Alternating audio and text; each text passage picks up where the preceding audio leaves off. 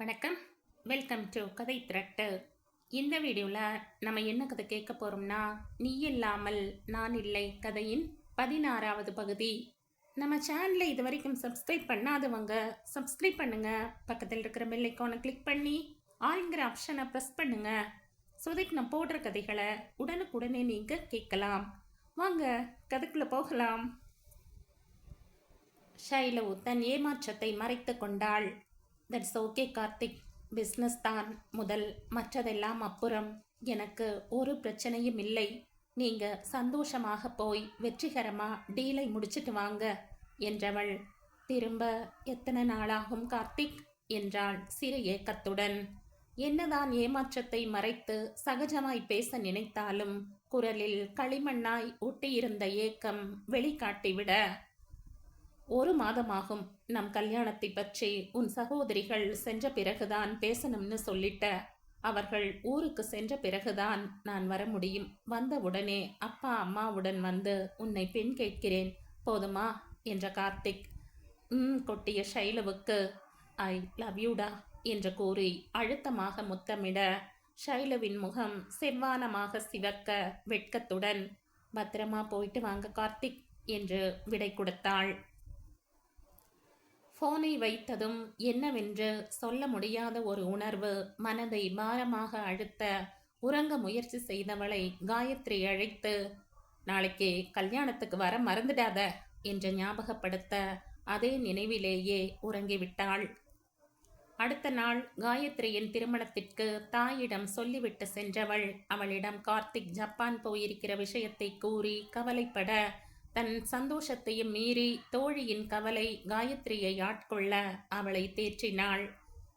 கல்யாணம் முடிந்து வீட்டுக்கு வந்த ஷைலு தாய் மட்டும் சோஃபாவில் அமர்ந்திருப்பதை கண்டு அவர் பக்கத்தில் அமர்ந்தவளிடம் கல்யாணத்தை பற்றி விசாரிக்க, நல்லா கிராண்டா இருந்தது, நிறைய பேர் சிங்கப்பூர்ல இருந்து வந்திருந்தாங்க என்று விட்டு எழுந்து செல்ல, காயத்ரி எப்போ சிங்கப்பூர் போறா என்று கேட்டதும் ஷைலுவிடமிருந்து ஒரு நிமிடம் பேச்சில்லை.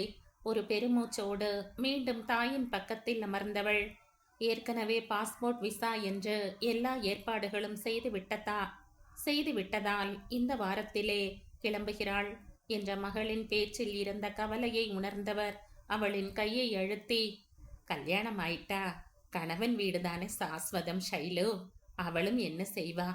காயத்ரி உன்னை விட்டு பிரிகிறாள் என்கிற கவலை எனக்கும் தான் இருக்கு. ஆனா அவ சந்தோஷமா கணவனுடன் வாழப்போகிறாள் என்று நினைத்து சந்தோஷப்படு என்று ஆறுதல் சொல்லிய தாயை முகம் கசங்க பார்த்துவிட்டு கண்கள் கலங்க அவர் மடியிலே தலை வைத்து படுத்து கொண்டாள். தன் மீது அன்பு செலுத்தியவர்கள் எல்லோரும் தன்னை விட்டு பிரிந்து தூரமாக செல்வது அவளின் மனதில் கல்லை வைத்த மாதிரி பாரமாக்க, எதையும் செய்ய திராணியற்று தாயின் மடியில் இருந்து எழுந்து சென்று தன் அறைக்கு சென்று கதவை தாழிட்டு படுத்து கொண்டாள். அன்று மாலை கணவனும் மனைவியும் ஹாலில் பேசிக் கொண்டிருக்க, மனைவியுடன் உள்ளே வந்த ஆகாஷ் சஞ்சயின் எதிரில் அமர்ந்து, மாமா, நான் உங்ககிட்ட கொஞ்சம் பேசணும் என்றான் தயங்கிக் கொண்டே. அவனின் தயக்கத்திற்கான காரணம் புரியாமல் கணவனும் மனைவியும் ஒருவரை ஒருவர் பார்த்து கொண்டு இருவரின் பார்வைகளும் ஒரு சேர நல்லியை கடுமையாக நோக்க, எனக்கு அவர் என்ன பேச போறாருன்னே தெரியாது, அவரையே கேளுங்க என்று நல்லி எரிச்சலாக மொழிந்து கழன்று கொள்ள, ஆகாஷ் பேசவா எடுக்கும் முன் ஹரியும் சாதனாவும் வந்துவிட அவர்களையும் அமரச் சொன்னார். இப்ப சொல்லுங்க ஆகாஷ், என்ன விஷயம்? பீடிகை எல்லாம் பலமா இருக்கு என்றார் ஆவலாக. இருவர் முகத்தையும் பார்த்துவிட்டு, நீங்க 2 பேரும் சிபியை பத்தி என்ன நினைக்கிறீங்க என்றான் கேள்வியாக. ஏன், ரொம்ப நல்ல பையன், அழகா இருக்கான், பண்பான பையன் என்றதும், மாமா, நான் அன்னைக்கு ஒரு நாள் சொன்னனே ஷைலுவை திருமணம் செய்து கொள்ள ஆசைப்படுகிறான் என்று, அவன் இவன்தான், ரொம்ப நல்லவன் என்று இந்த 5 நாளில் புரிஞ்சிட்ருப்பீங்கன்னு நினைக்கிறேன். இன்னும் அவன் ஷைலுவை மறக்கலை. சுரேஷ் ஷைலு கல்யாணம் டிராப் ஆனதும் என் மனசில் சிபிக்கு ஷைலுவை தந்தால் நன்றாக இருக்கும் என்று தோன்றியது. நீங்க என்ன சொல்றீங்க என்றான் இருவர் முகத்தையும் நோக்கி. சுஜாவுக்கோ ஷைலுவுக்கு கார்த்திக்கை கேட்கலாம் என்று நினைத்து கொண்டிருக்கிறேனே, இந்த சமயத்தில் சிபியை பற்றி சொல்கிறாரே, இப்போது என்ன செய்வது? நாமளும் இன்னும் கார்த்திக் அம்மாவிடம் பேசவில்லை. அவர்கள் என்ன பதில் சொல்வார்கள் என்றும் தெரியவில்லை. இது என்ன குழப்பம் என்று அலுத்து கொண்டவராக அமைதியாக இருந்தார். எனக்கு என்னமோ அந்த பையனை மிகவும் பிடித்திருக்கிறது.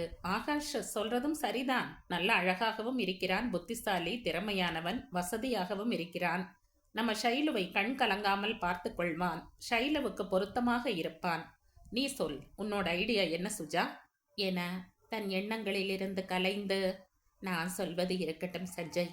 முதல்ல இப்படி ஷைலு கிட்ட ஒரு வார்த்தை கூட கேட்காம சுரேஷ முடிவு செஞ்சோம். என்னாச்சு? அந்த திருமணம் டிராப் ஆகிட்டது. இப்ப மறுபடியுமா? எதுவா இருந்தாலும் அவளை ஒரு வார்த்தை கேட்ட பிறகு, அவளுக்கு இதில் சம்மதம் என்றான பிறகு மேற்கொண்டு பேசுங்கள். அது மட்டுமில்லை, நீங்கள் தானே அவள் படிப்பு முடியட்டும் என்றீர்கள். அதற்குள் இப்படி ஒரு முடிவு செய்கிறீர்கள் என்றார் சிறு தயக்கத்துடன். என்னம்மா செய்வது? நல்ல வரன் வரும்போது படிப்பு முடியட்டும் என்று காத்திருக்க முடியுமா? ஆகாஷ் சொன்ன சிபி எல்லோருக்குமே நன்றாக தெரிந்தவன். அதனால் ஷைலுவை நல்லா வைத்துக் கொள்வான். அவனும் ஷைலு மேலே ஆசைப்படுகிறான் என்னும்போது அதை பற்றி யோசிப்பதில் என்ன தவறு இருக்கிறது? என்னும்போதே நல்லி இடையிட்டாள். ஏன், இவரோட ஃப்ரெண்ட் சிபிக்கு என்ன குறைச்சல்? அவர் கல்யாணம் செய்து கொள்ள கசக்குமா உங்க சின்ன பொண்ணுக்கு? அவளை வேற ஏன் தனியா கேட்கணும்? ஏன் உங்க செல்ல பொண்ணு நீங்க சொன்ன கேட்க மாட்டாளா என்றாள் காட்டமாக. இத பார் நல்லி, இது அவளோட வாழ்க்கை பிரச்சனை. அழகு வசதியை பார்த்து கல்யாணம் செஞ்சு கொள்ள முடியாது. வாழப்போகிறவள் அவள்தான். அவளை முடிவு செய்து கொள்ளட்டும் என்று சொல்லி என்று சஞ்சய் முடிக்கும் முன்னே சுஜா இடையிட்டார். ஒரு பெண்ணின் வாழ்க்கையை மற்றவர்கள் முடிவு செய்யக்கூடாது. பெற்ற தாய் தந்தைக்கே அந்த உரிமை இல்லாத போது கூட பிறந்த சகோதரிக்கு என்ன உரிமை இருக்கு? அதுவும் அவளை தன் தங்கையாக இதுவரைக்கும் நினைக்காத உனக்கு என்ன உரிமை இருக்கிறது? நீ வயதில் பெரியவளென்றால் எதுவும் பேசிவிடலாமா? முதலில் ஒரு பாசமான அக்காவாக இரு. அப்புறம் அவள் வாழ்க்கை பற்றி முடிவெடுப்பதில் ஆலோசனை சொல்லலாம் என்றவர் எரிச்சல் தாங்க முடியவில்லை. சாரி மாப்ள, தப்பா நினைச்சுக்காதீங்க. தங்கை மேல பாசம் இல்லையாம். ஆனா அவ வாழ்வை பற்றி முடிவு எடுக்கும் அதிகாரம் மட்டும் இருக்கிறதாம். அதனாலதான் இப்படி பேசிட்டேன் என்றார் மன்னிப்பாக. விடுங்கத்த, நான் ஒன்றும் தப்பா நினைக்கல என்று அவருக்கு சமாதானம் சொல்லிவிட்டு, நல்லி, அவங்க சொன்னதுல ஒரு தப்பும் இல்லை.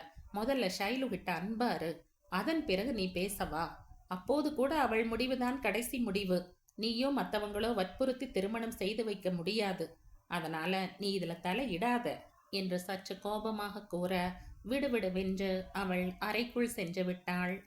ஷைலுவை அழைத்து விஷயத்தை கூறி அவளின் சம்மதம் கேட்க, அவளின் தலையில் இடி விழுந்த மாதிரி எதையும் பேச முடியாமல் ஸ்தம்பித்து நின்றாள்.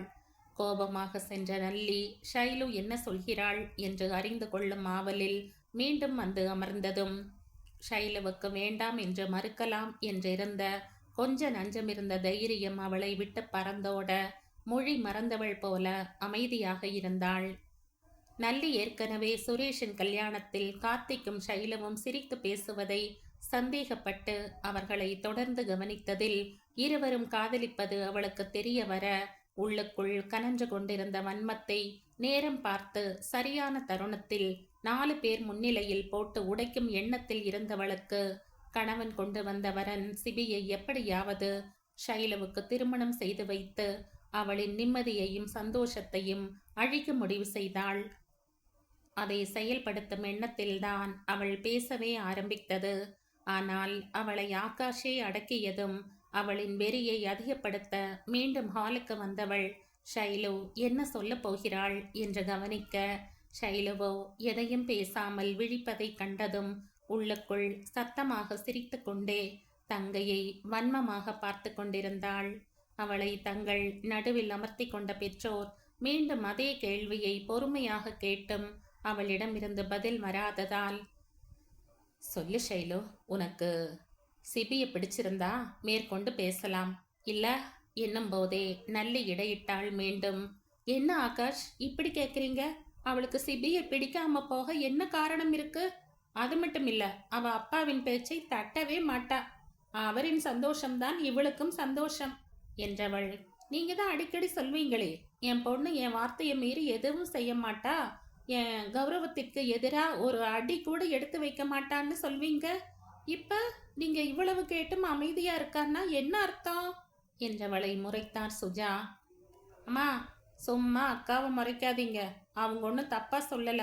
மாமா நல்ல வரனைத்தான் கொண்டு வந்திருக்காரு. அவரை வேண்டாம்னு சொல்லி நிராகரிக்க ஒரு காரணத்தை கூட பூத கண்ணாடி வச்சு தேடினாலும் கிடைக்காது. அப்படி இருக்கும் பொழுது இவகிட்ட நீங்க சம்மதம் கேட்டும் அமுக்கியா இருக்கிறான்னா நாங்க சொன்னதெல்லாம் உண்மைதானே என்று அழுத்தி சொல்ல, சாதனா ஷட்டப் என்றான் ஹரி. எதுக்கு ஹரி அவளை அடக்குறீங்க? நீங்களே பார்த்துக்கிட்டு தானே இருக்கீங்க. உண்மையில பெத்தவங்களுக்கு மதிப்பு கொடுக்கறதா இருந்தா இந்நேரத்துக்கு சம்மதம் சொல்லி இருக்கணுமே. அவர்களின் பேச்சை மதிக்கவில்லைன்னு எங்களை குற்றம் சொல்லிக் கொண்டே இருப்பார்கள். அப்படிப்பட்ட நாங்களே கல்யாண விஷயத்தில் இருவரும் முடிவு செய்த மாப்பிள்ளைகள் உங்களை திருமணம் செய்து கொண்டோம். மூச்சுக்கு 300 தரம் எங்களுக்கு கௌரவத்தை தேடித் தருகிற பெண் ஷைலு என்று சொல்வார்களே, அந்த பெண் இன்று இவ்வளவு சொல்லியும் எந்த முடிவும் சொல்லவில்லை என்றால் என்ன அர்த்தம்? நாங்கள் சொன்னபடி யாரையோ காதலிக்கிறாள் என்றுதானே என்று கேட்டு நிறுத்தினாள். நல்லி, நீ பேசுறது எதுவுமே சரியில்லை. கொஞ்ச நேரம் சும்மா இருக்கியா என்ற கணவனின் முறைப்பை அலட்சியம் செய்து, எது சரியில்லைன்னு சொல்றீங்க?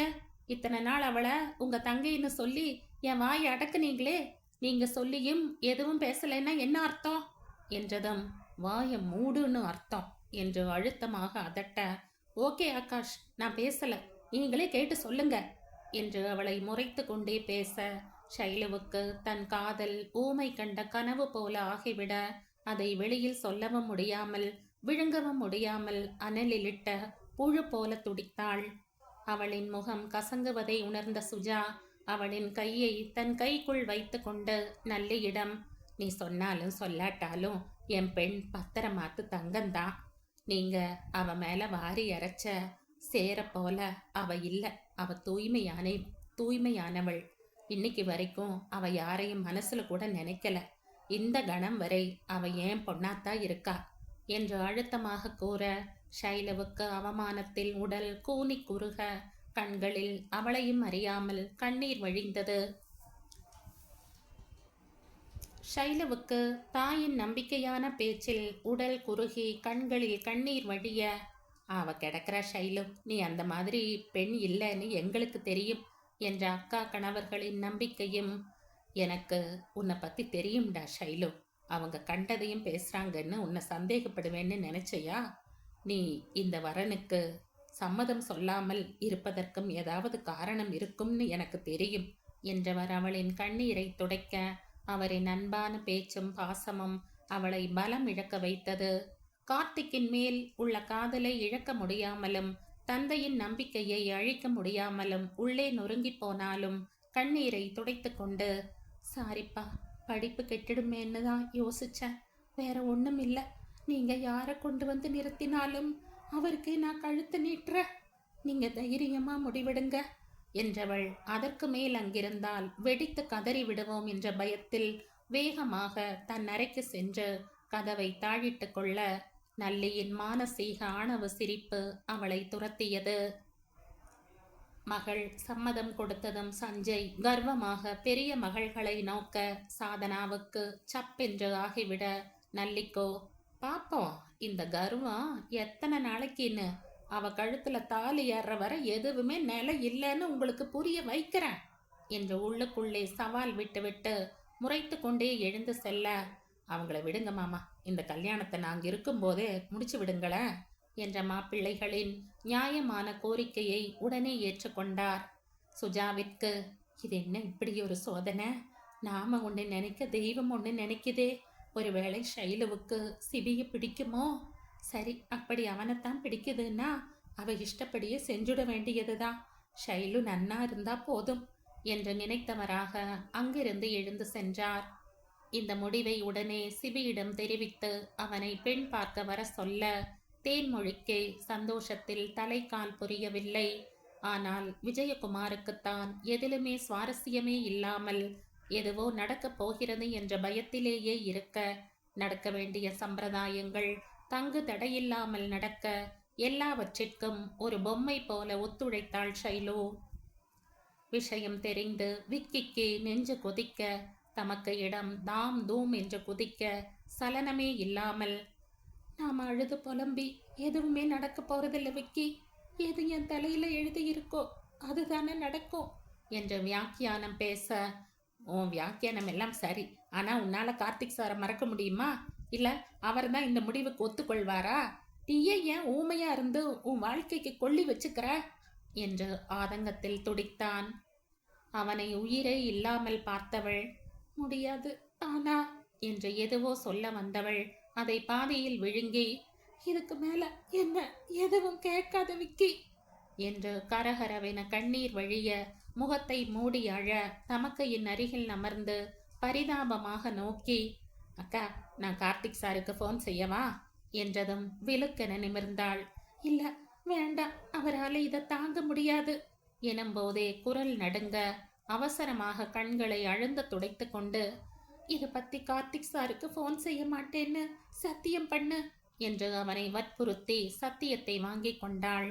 அப்பாவின் கௌரவம் என்னால் எந்த விதத்திலும் கெட்டு போய்விடக்கூடாது. என் பேச்சை மீறி அவருக்கு ஃபோன் செய்தால் அடுத்த நொடி நான் உயிரோடு இருக்க மாட்டேன் என்ற எமோஷனலாக அவனை லாக் செய்ய, விக்கிக்கு சர்வமும் அடங்கிவிட தளர்ந்த நடையோடு அறையை விட்டு வெளியே சென்றான்.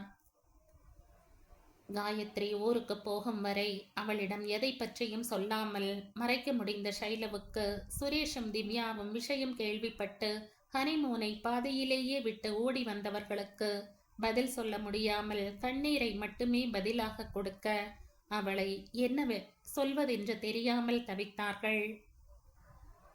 அவர்களிடமும் கார்த்திக்கிற்கு தெரிய வேண்டாம் என்று வேண்டுதல் வைக்க, தினமும் உனக்கு ஃபோன் செய்கிற கார்த்திக்கிடமிருந்து இன்னும் எத்தனை நாளைக்கு உன்னால் இந்த விஷயத்தை மறைக்க முடியும்? அவனுக்கு ஒரு பக்கம் துரோகம் செய்துட்டு மறுபக்கம் எப்படி உன்னால் அவங்கிட்ட சாதாரணமா பேச முடியுது என்ற மாமன் மகளின் கோழைத்தனத்தின் உச்சக்கட்ட எரிச்சலில் வார்த்தைகளை சிதறவிட, ஏற்கனவே கண்ணாடி சில்லுகளாய் சிதறியிருந்த நெஞ்சம் மேலும் சுரேஷின் பேச்சால் சுக்கு நூறாக சுவரின் மூலையில் அழுகையோடு சரிந்தாள். அவள் நொறுங்கி போய் அழுவதைக் கண்டதும் தான் அதிகமாக பேசிவிட்டோம் என்று உணர்ந்து எப்படி அவளை தேற்றுவது என்று விக்கித்து நிற்க, அவள் அருகில் அமர்ந்த திவ்யா, சாரி ஷைலு, நீயும் அண்ணனும் பிரியறத தாங்க முடியாம பேசிட்டார், அவரோட வார்த்தைகளை பெருசா எடுத்துக்காத ப்ளீஸ் என்று கெஞ்சினாள் அவளை தேற்றும் விதமாக. இல்ல திவ்யா, நான் யாருக்கும் துரோகம் செய்யல.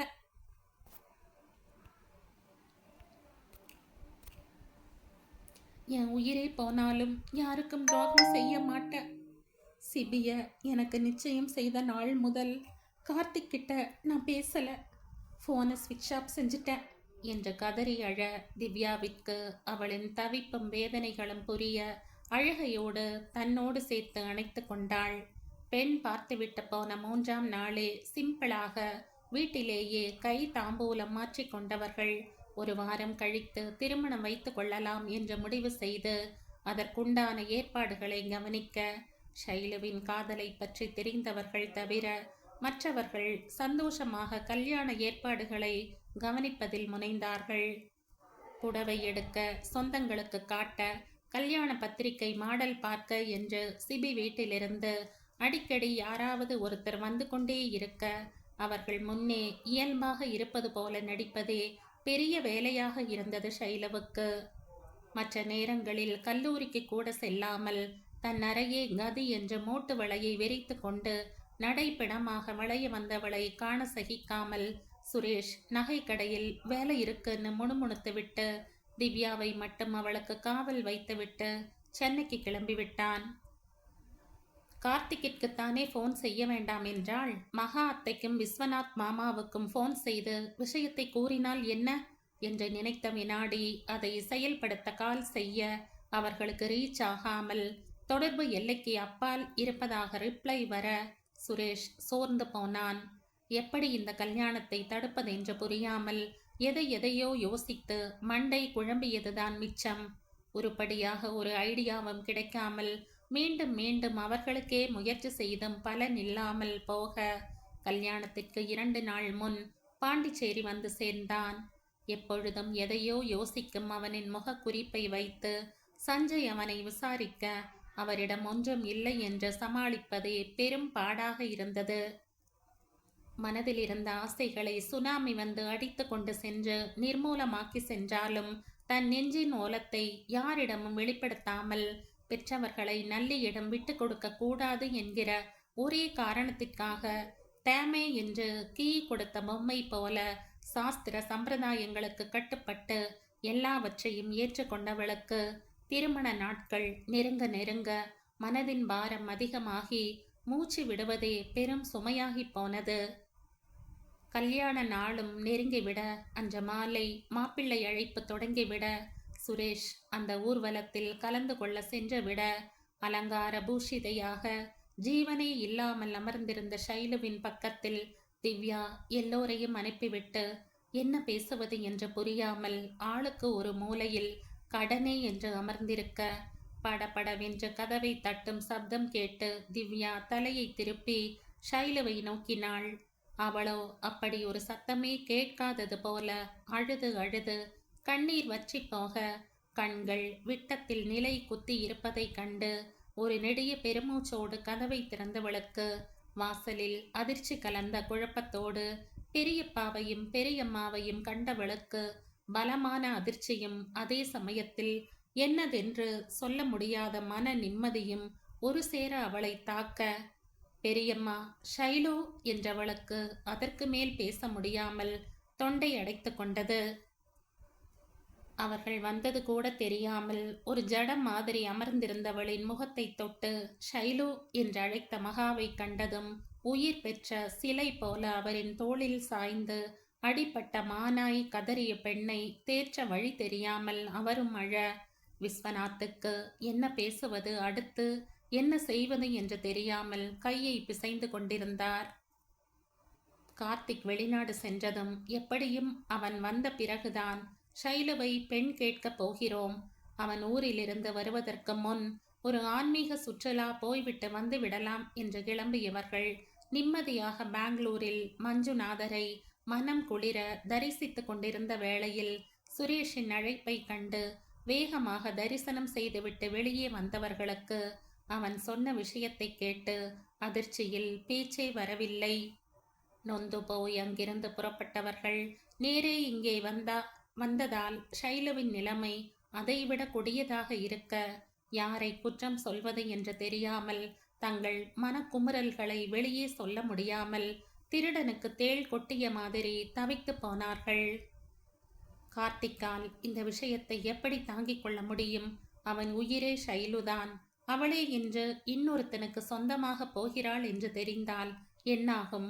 அடுத்த வாரம் அவன் ஊரிலிருந்து வந்தால் எப்படி இந்த விஷயத்தை எதிர்கொள்ள முடியும்? இப்போவே ஷைலுவின் போன் வேலை செய்யவில்லை. அவளை பார்த்து பேசிவிட்டு வாங்கன்னு சொல்லி கொண்டிருக்கிறவன் நாளை அவளே இல்லைன்னு தெரிந்தால் என்னாகும் என்று நினைக்க நினைக்க அவருக்கு பயம் நெஞ்சை அழுத்த லேசாக நெஞ்சு வலிக்கிற மாதிரி இருக்க ஓய்ந்து போய் சோஃபாவில் அமர்ந்து கொண்டார். மகாவின் நெஞ்சில் சிறு குழந்தை போல ஒண்டி கொண்ட ஷைலுவை தேற்ற முடியாமல் அவரும் சோர்ந்து அமர்ந்துவிட திவ்யாவுக்கு ஊர் திரும்பிய பிறகு தன் அண்ணனின் நிலைமை என்ன ஆகுமோ என்ற அச்சத்தில் ஒடுங்கி போனாள். மாப்பிள்ளை ஊர்வலத்தில் காரில் அமர்ந்திருந்த சிபிக்கி ஜிவ் என்ற வானத்தில் பறப்பது போல உணர பக்கத்தில் நாணத்தோடு ஷைலு அமர்ந்திருப்பது போல தோன்றியதும் மெதுவாக நத்தை போல ஊர்ந்து கொண்டிருந்த காரை விட்டிறங்கி ஓடி சென்று ஷைலுவின் முகத்தை பார்க்க துடிப்பாக இருந்தது. ஒரு வழியாக கார் மண்டபத்தை நெருங்கியதும் ஆரத்தி எடுத்து உள்ளே வரவேற்க சுரேஷ் வேகமாக ஷைலுவின் அறைக்கு வந்தான். அவனை கண்டதும் மகா கண்ணீர் வழிய என்னப்பா செய்கிறது என்று புலம்புவதை ஒரு கையால் ஆகாத்தனத்தோடு பார்த்துவிட்டு எல்லாமே கைமீறி போச்சத்த, இவளே நினைச்சாலும் இப்போ ஒன்றும் செய்ய முடியாது. கல்யாண பேச்சு ஆரம்பிச்சிருக்கும் பொழுதே உண்மையை சொல்லி இருந்தா நம்ம வீட்டு ஆட்களுக்கு மட்டும்தான் தெரிஞ்சிருக்கும் இவளின் காதல். ஆனா இன்றைக்கு இப்ப நாம எதையாவது செஞ்சு இதை நிறுத்தினா இத்தனை 1000 பேர்களோட முன்னால என் மாமாவோட கௌரவம் மட்டும் இல்லாம தோ இந்த பைத்தியக்காரியின் பேரும் கெட்டுடும். எண்ணும் போதே கதவு தட்டும் சத்தம் கேட்டதும் எல்லோருமே தங்கள் முக பாவனையை மாற்றிக்கொள்ள ஷைலு வேகமாக பாத்ரூமில் தஞ்சம் புகுந்தாள். எந்த ஒரு சடங்கிலும் கலந்து கொள்ள விருப்பமில்லாமல் தலைவலி என்று ஒதுங்கியவளை திவ்யாவின் பாதுகாப்பில் விட்டுவிட்டு மகாவை சந்தோஷமாக வரவேற்ற சுஜா மாப்பிள்ளைக்கு நலுங்கு வைக்க சொல்லி அந்த தாய் உள்ளம் ஓமையாய் அழுதது. எந்திரத்தனமாக நலுங்கு வைத்துவிட்டு மீண்டும் ஷைலுவை பிரிய மனமில்லாமல் அவளின் பக்கத்திலே அமர்ந்து கொள்ள அன்றிரவு அவர்களுக்கு சிவராத்திரியாகி போனது. சிபியின் அறையில் சந்தோஷத்தில் உறக்கம் வராமல் தவித்தவன் ஷைலுவை சந்தித்து பேச மனம் கொள்ள ஆசைகள் இருந்தாலும் இந்த நேரத்தில் அவளை தொந்தரவு செய்வது அநாகரீகம் என்று கருதியதால் மாடிக்கு சென்று கால் ஓயும் வரை நடந்து ஒருவாறு டயர்டாக ஆனவுடன் படுக்க சென்றான். பக்கத்து அறையிலோ தேன்மொழி நிம்மதியாக உறங்கிக் கொண்டிருப்பதை பார்த்துவிட்டு விஜயகுமார் மனதை அரிக்கும் வேதனையுடன் அறைக்குள்ளே குறுக்கும் நெடுக்குமாக நடந்து கொண்டிருந்தார்.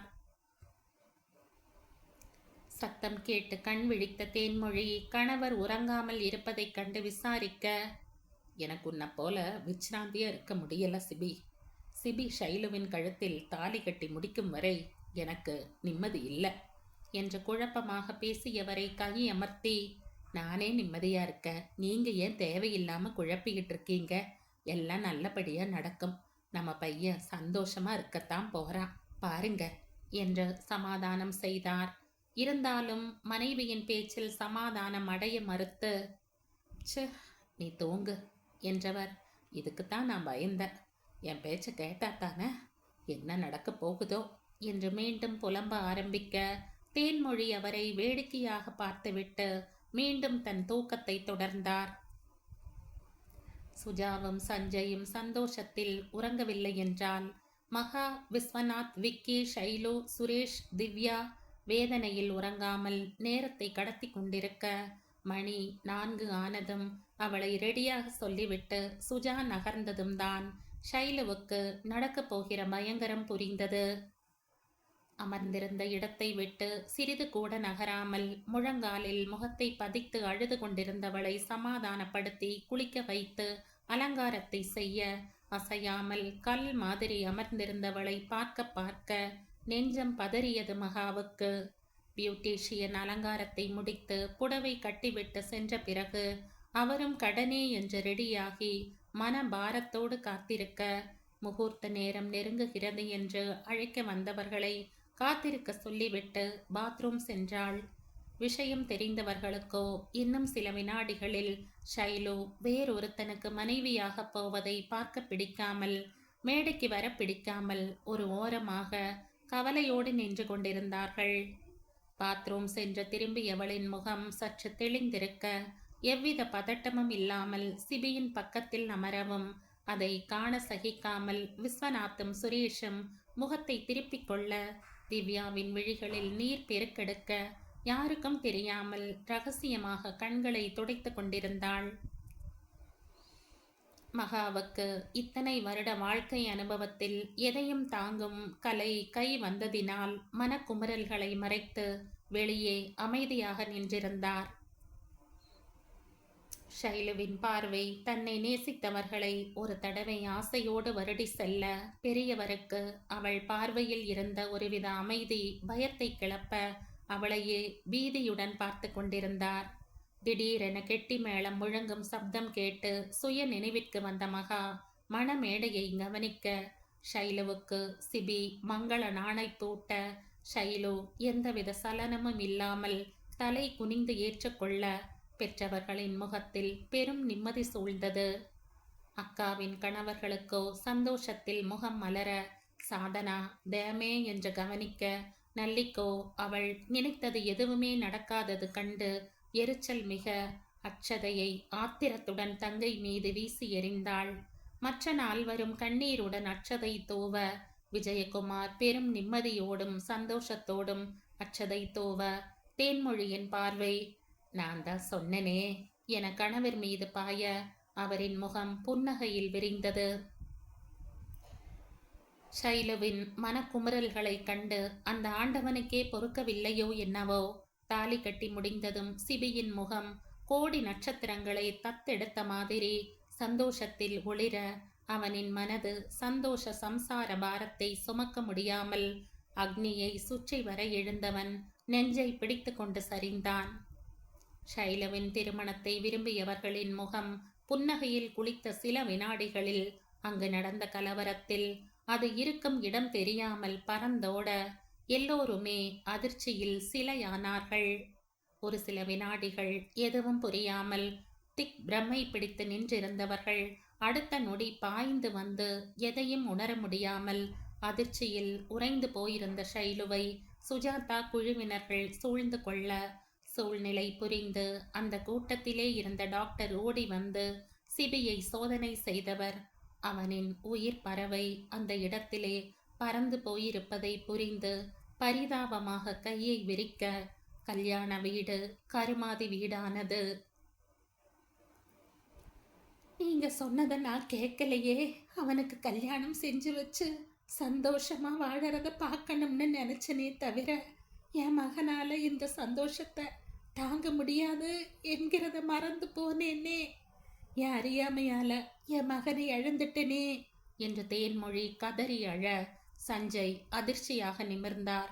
புது சம்பந்தியானவரின் கதறலில், அப்போ சிபி நோயாளியா என்ற உண்மை புரிய வர அவரின் பார்வை ஆகாஷை கூறு போட, சுஜாவின் பார்வை ஆகாஷை நோக்கி குற்றம் சாட்ட அவனின் தலை குற்ற உணர்வில் தொங்கி போனது.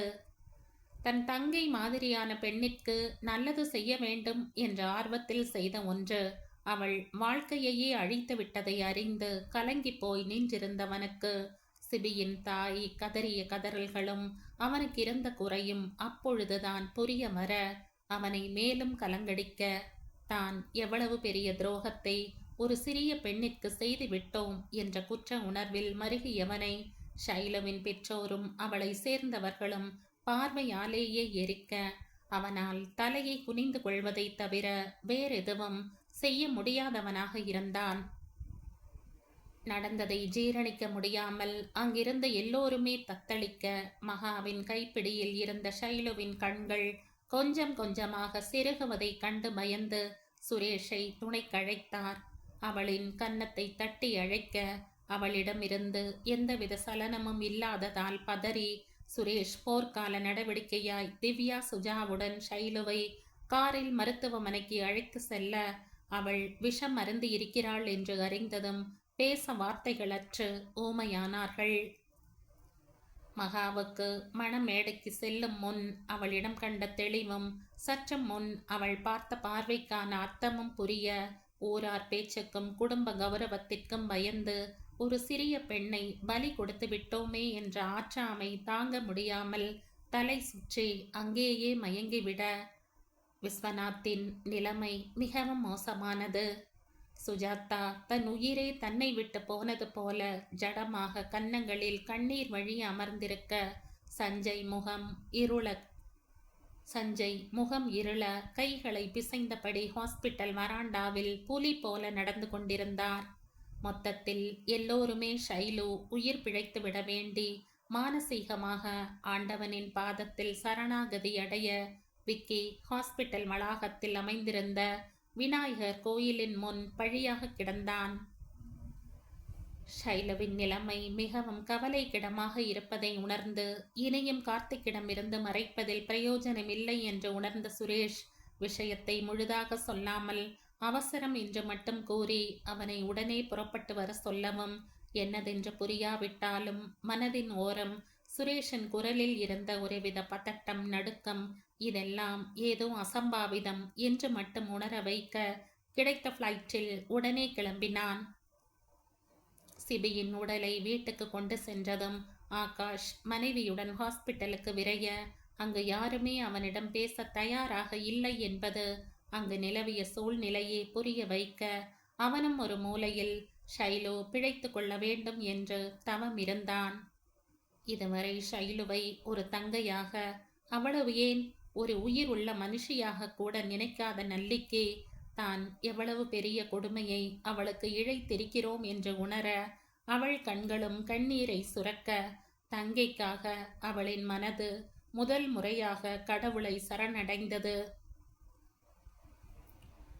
விமான நிலையத்திற்கு வந்திருந்த நண்பனின் முகக்குறிப்பை அறிந்து கேள்வி கணைகளால் துளைத்து எடுத்த கார்த்திக்கிடம் எதையும் பேசாமல் மனதையும் வாயையும் இறுக மூடிக்கொண்டு வர அவனின் நெஞ்சு கூட்டிற்குள் லேசான பயம் பரவ ஆரம்பித்தது.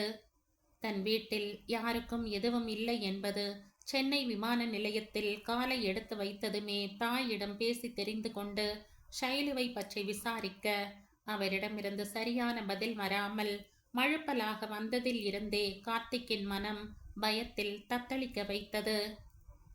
அவன் பக்கமே திரும்பாமல் கருமமே கண்ணாக கார் ஓட்டிய சுரேஷின் முகத்தில் இருந்த ஒருவித அமைதி அவனின் பயத்தை வலுவாக்க கார் ஸ்டீரியங்கை பிடித்திருந்த அவனின் கையை பிடித்து இழுத்து, என் ஷைலுக்கு என்னடா ஆச்சு? ஏன் யாருமே எதுவுமே சரியா சொல்ல மாட்டேங்கிறீங்க? இப்ப நீ வாயை திறந்து சொல்ல போறியா இல்லையா என்று ஆக்ரோஷமாக உலுக்கிய வேகத்தில் கார் சுரேஷின் கட்டுப்பாட்டில் இருந்து நழுவி நெடுஞ்சாலையில் இருந்து ரோட்டோரமாக இருந்த புளிய மரத்தில் ஒரு வேகத்தோடு மோதி நிற்க இருவருமே ஆளுக்கொரு மூலையாக வண்டியிலிருந்து தூக்கி எறியப்பட்டார்கள். வீடு கட்டுவதற்காக ஓரமாக கொட்டி வைக்கப்பட்டிருந்த மணல் மேட்டில் விழுந்ததால் எவ்வித அடியோ இரத்த காயமோ இல்லாமல் தப்பி பிழைத்த சுரேஷ் சுதாரித்து எழுந்து கார்த்திக் எங்கே என்று கண்களை சுழலவிட சற்று தூரத்தில் முன் நெற்றியில் அடிபட்டு ரத்தம் வழிய கார்த்திக் மயங்கி கிடப்பதை கண்டதும் மனம் பதைக்க அவனிடம் ஓடினான். அதற்குள் கூட்டம் கூடிவிட அவர்களின் உதவியோடு அவனை காரில் ஏற்றிக்கொண்டு ஹாஸ்பிட்டலுக்கு செல்லும் வழியிலே மருத்துவமனைக்கு தகவல் சொல்லிவிட கார் வந்து நின்றதும் ரெடியாக இருந்த ஸ்ட்ரெச்சரில் படுக்க வைத்து உள்ளே தள்ளி செல்ல மகனுக்கு இந்த செய்தியை எப்படி தெரிவிக்கப் போகிறோம் என்ற வேதனையில் அழுது ஓய்ந்து போயிருந்த மகனை அழைக்க சென்றிருந்த சுரேஷ் தலை கலைந்து சட்டையெல்லாம் இரத்தத்துடன் முகமெல்லாம் ஓய்ந்து கார்த்திக் இல்லாமல் தனியாக திரும்பி வருவதை கண்டதும் அவரின் உடல் பயத்தில் விரைத்தது. மனைவியின் நிலையை கவனித்துவிட்டு வேகமாக சுரேஷை நெருங்கிய விஸ்வநாத்திடம் வழியில் நடந்தவைகளை கூறி அழ, அதற்குள் அவர்களை நெருங்கிவிட்டிருந்த மகாவுக்கு விஷயம் தெரிந்து அழுது கொண்டே கார்த்திக் அனுமதிக்கப்பட்டிருந்த வார்டு நோக்கி ஓட மற்ற இருவரும் அவரை பின்தொடர்ந்து சென்றார்கள். மயக்கத்தில் இருந்த மகனை கண்டதும் மகா பெருங்குரல் எடுத்து அழ, இரத்தத்தை துடைத்து காயத்திற்கு மருந்திட்டு கொண்டிருந்த நர்ஸ் சைகையாலேயே சத்தம் போடாதீர்கள் என்றதும் மனைவியை அணைத்து ஆறுதல் கூறிய கணவனின் தோளில் சாய்ந்து கண்ணீரில் கரைந்து கொண்டிருந்தவரின் தோளில் ஒரு கை விழ திடுக்கிட்டு நிமிர்ந்தவரிடம், ஷைலு கண் விழிச்சிட்டா பெரியம்மா, வந்து பாருங்க என்ற திவ்யாவிடம் கார்த்திக்கை காட்டி பேச முடியாமல் அழுதார். அண்ணனுக்கு எதுவும் ஆகாது பெரியம்மா, வெறும் அதிர்ச்சியில வந்த மயக்கம் தான்னு டாக்டர் சொல்லியிருக்கார். இன்னும் கொஞ்ச நேரத்தில் அண்ணன் கண் விழிச்சிடுவார். நீங்க வந்து முதல்ல ஷைலுவை பாருங்க என்று சமாதானப்படுத்தி சுரேஷை அங்கிருக்க சொல்லிவிட்டு மற்ற இருவரையும் அழைத்து சென்றாள்.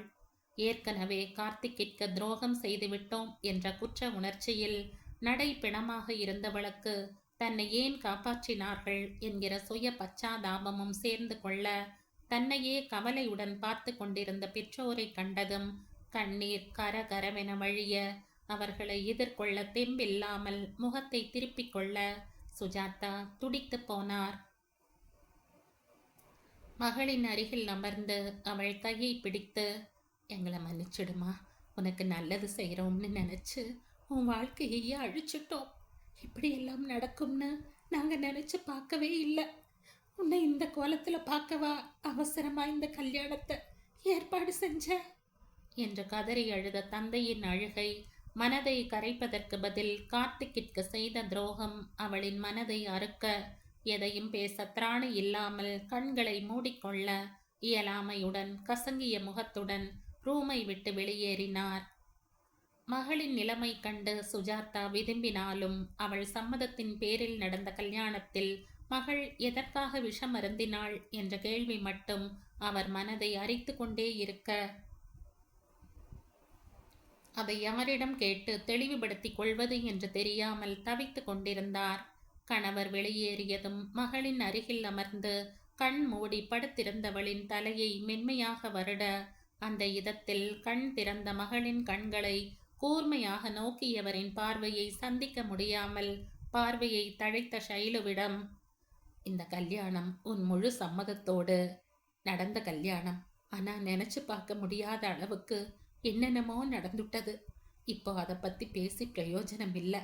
என் கேள்வி எல்லாம் நீ எதுக்காக விஷம் குடிச்ச என்று ஆராய்ச்சி நிறைந்த பார்வையோடு கேட்டு நிறுத்த, அதுவரை சலனமில்லாமல் கேட்டுக்கொண்டிருந்தவள் தாயின் கேள்வியில் மனம் திடுக்கிட மிரட்சியோடு நோக்கினாள்.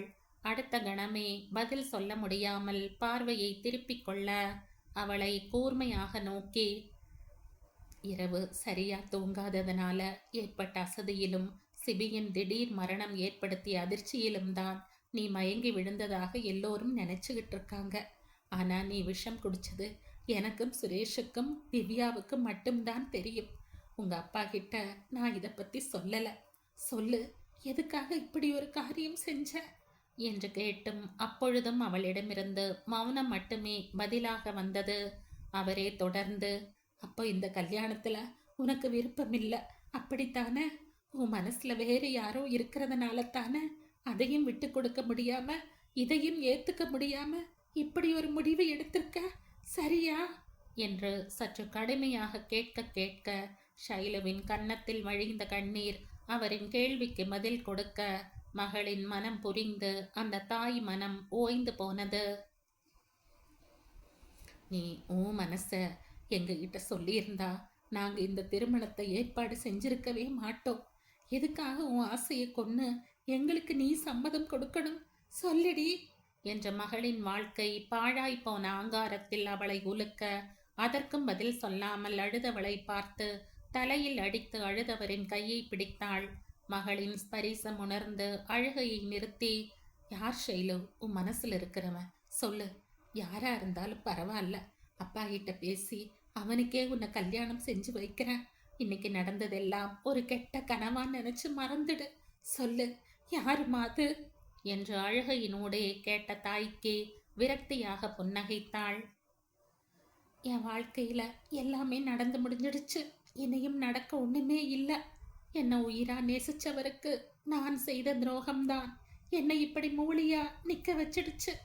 இனியும் இதை பத்தி பேசாதீங்க ப்ளீஸ் என்று கையெடுத்து கும்பிட, மகளின் விரக்தியான பேச்சு அந்த தாயின் உள்ளத்தை கசக்கி பிழிய இயலாமையுடன் வாயை பொத்திக் கொண்டு அழுதார்.